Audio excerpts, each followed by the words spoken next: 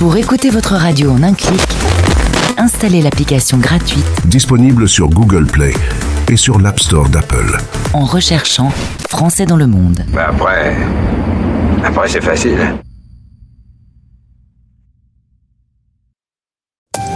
Voici un nouveau podcast qui parle de mobilité internationale et qui va rejoindre la galerie des 2000 interviews disponible sur françaisdanslemonde.fr. Je suis Gauthier Seyss et j'ai le plaisir de passer 10 minutes avec Anaïs Laurent, direction Montréal. 10 minutes.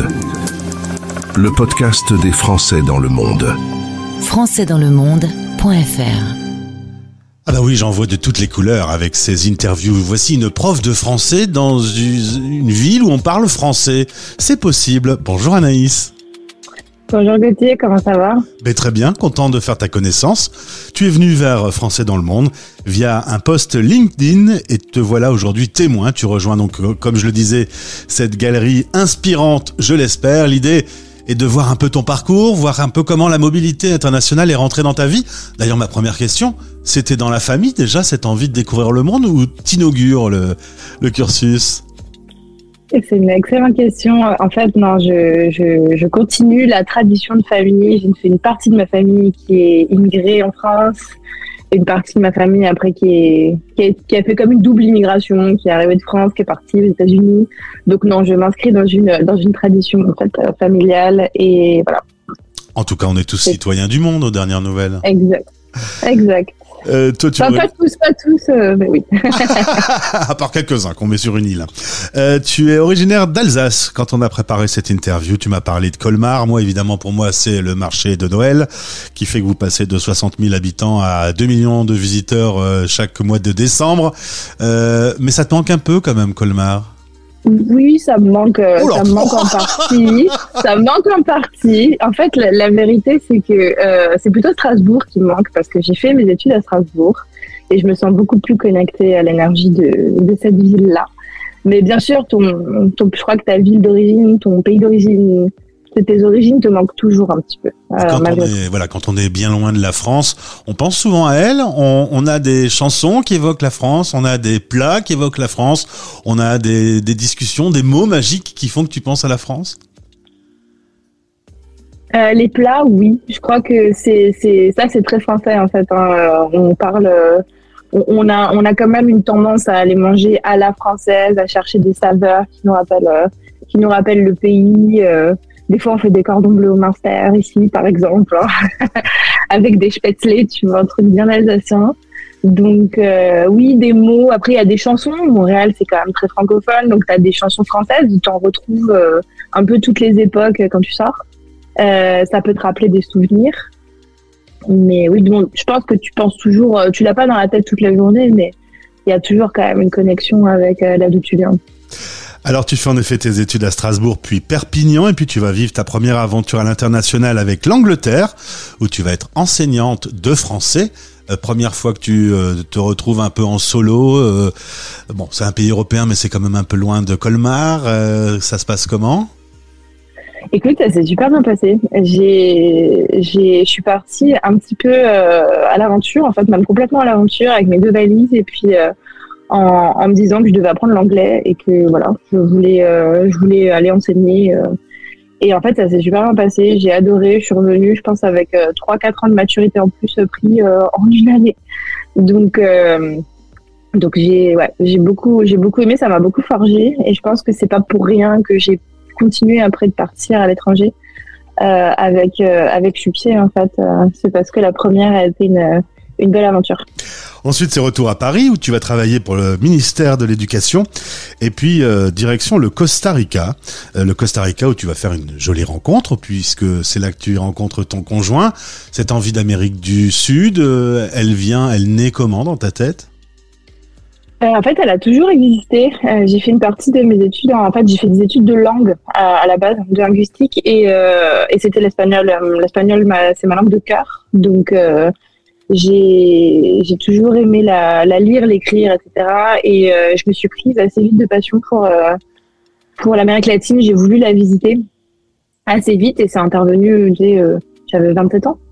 Voilà. Et j'ai encore, j'ai laissé une partie de mon cœur en Amérique latine. Je dis souvent, j'ai vraiment accroché avec le continent, même si les traits divers, hein, tu peux pas dire l'Amérique latine, en fait, ça n'existe pas. Tu vois, il y a les Amériques latines. Et alors il y a les Amériques tout court, puisque vous vous dites tiens, on a fait le sud, on ferait bien le nord. Direction donc le Canada, Costa Rica, Canada, 2 salles, 2 ambiances, une météo différente. Alors il s'avère que ton conjoint est éducateur spécialisé, le côté professionnel fait que vous allez être attiré par Montréal, mais ça change d'ambiance quand même, hein. Le premier hiver a dû être dur. Le premier hiver a été très dur. On est passé du printemps éternel. San José au Costa Rica, c'est le printemps éternel. Et là, on est passé au quasi-hiver éternel.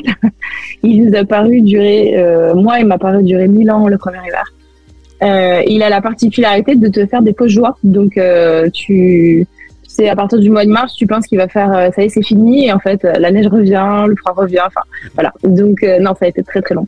Et très dur. Mais bon, au final, on a survécu et puis on y est encore. Donc, c'est que c'était pas si pire, comme on dit. Côté fausse joie, il y a les services de l'immigration qui sont aussi capables de provoquer de fausses joies ou de vrais petits malheurs. On a raconté l'histoire de Lara et de sa famille qui traverse une période difficile aujourd'hui. C'était une erreur de l'administration. Toi aussi, tu as vécu des moments un peu pas fastoches.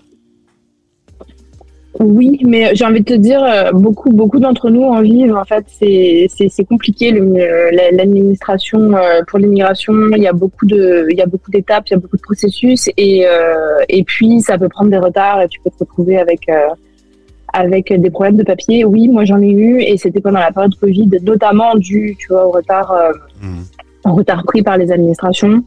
Après, ça s'est rétabli, mais c'est sûr que c'est quelque chose dans ton parcours qui te marque en fait, et qui met un petit stop en fait aussi dans ta tête de cette envie de rester ailleurs ou d'être ailleurs. Là, tu te confrontes un peu à la réalité. Je crois que nous, les Européens, on n'en a pas l'habitude en plus, parce que on n'en a plus. Enfin, moi, ma génération n'a pas connu ça.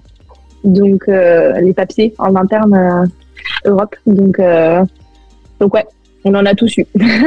Alors, tu es professeur de français. J'ai été un peu surpris puisque on sait tous que Québec parle la langue française. Eh bien, pas tout à fait. Gauthier apprend des choses. Dans l'ouest de Montréal, par exemple, c'est plutôt anglophone et donc il faut bien des professeurs pour apprendre le français. Tu as donc une double casquette. Soit tu enseignes avec des anglophones qui veulent apprendre cette langue très jolie et qui est, à mon avis, assez difficile à apprendre.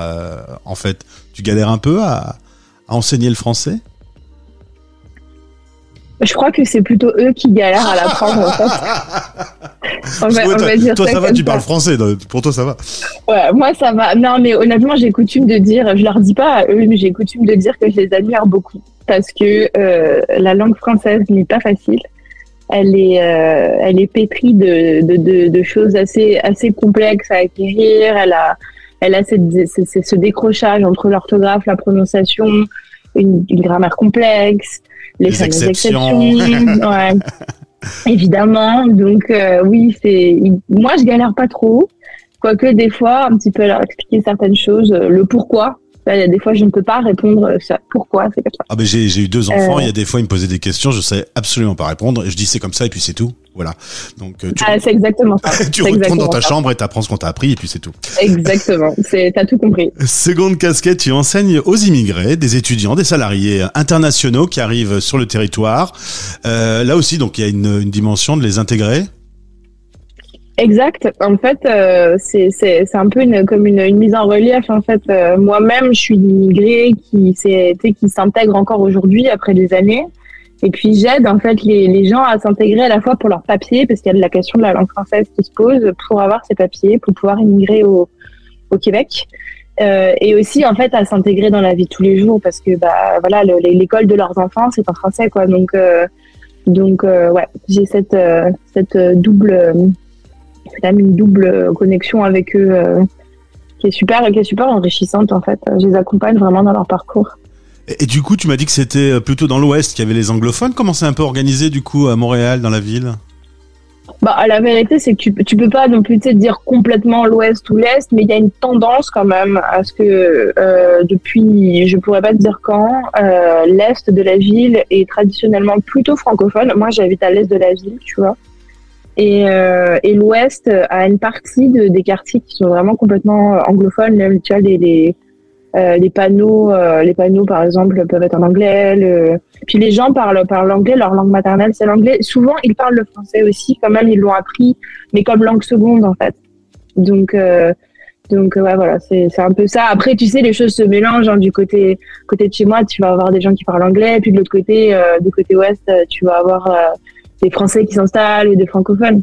Il y a une petite tendance quand même. En Belgique, par exemple, on parle le français et le néerlandais et ça se dispute. Est-ce que ça se dispute entre les langues ou ça pose pas de problème quand on voit que la personne parle anglais, on bascule en anglais? Est-ce que ça crée des tensions, la coexistence des deux langues dans la ville?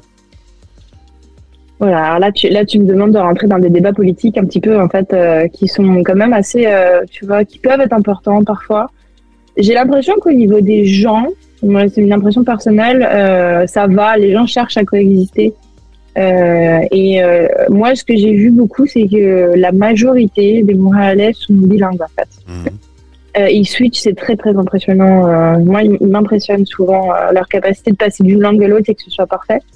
Après, voilà, t'as des tensions qui sont dues, tu sais, à des choses qui me dépassent un petit peu des fois, dans lesquelles moi je rentre pas trop, tu vois. Anaïs, en préparant cette interview, tu m'as dit Montréal me correspond. Tu pourrais me définir cette explication? Ah, ça c'est une bonne question. C'est compliqué d'expliquer comment une ville correspond à une personne, mais j'aime la vibe en fait de Montréal. C'est une ville qui a du charme, qui est assez moderne, qui est assez féministe en fait. Quand t'es une femme, c'est beaucoup plus simple de vivre à Montréal que de vivre en France. Qui est très ouverte, tolérante. Il se passe beaucoup de choses. T'as un sentiment de sécurité qui n'existe pas forcément ailleurs. Il y a des opportunités. Les gens sont de bonne humeur. C'est vrai. Voilà. J'ai été stupéfait par la gentillesse, l'approche très souriante quand tu arrives dans cette ville. Et ma dernière question, attention, une phrase de philosophe. Tu m'as dit que tu te sentais attaché à la France et en même temps détaché. Comment cela est-il possible? Ah, là tu me prends par les mots. Attachée parce que je reste française, j'écoute la radio française, je pense quand même comme une française et je me rends bien compte, tu vois, que dans ma entre guillemets confrontation de tous les jours, je suis pas à 100% montréalaise parce que je suis pas née, mais détachée parce qu'il y a des choses que je comprends plus, il y a des choses auxquelles je m'identifie plus en France et qui me voilà, je pense que c'est ça qui donne ce petit conflit entre guillemets que vivent beaucoup de gens qui sont à l'étranger. En tout cas, vous avez demandé votre citoyenneté. La procédure va bientôt commencer. Est-ce que ça veut dire que pour autant, la famille qui t'écoute peut-être va apprendre que tu vas être définitivement canadienne ou les choses peuvent évoluer? Ma famille, c'est déjà que j'ai... Ils savent que de toute façon, tu vas bouger. Ils savent que je bouge, en fait. Je crois que tout le monde sait que je bouge, que j'aime bouger. Après, pour le moment, mes deux pieds sont très bien à Montréal. Je suis très contente ici. Mais... c'est compliqué de te dire que je suis définitivement quelque part. En tout cas, je suis définitivement heureux de t'avoir reçu au micro de Français dans le Monde. Au plaisir de te retrouver. Te voilà donc dans la galerie des 2000 personnes interviewées. Je suis heureux d'avoir fait ta connaissance. À bientôt. De même, à bientôt, Gauthier. Français dans le monde. Français dans le monde.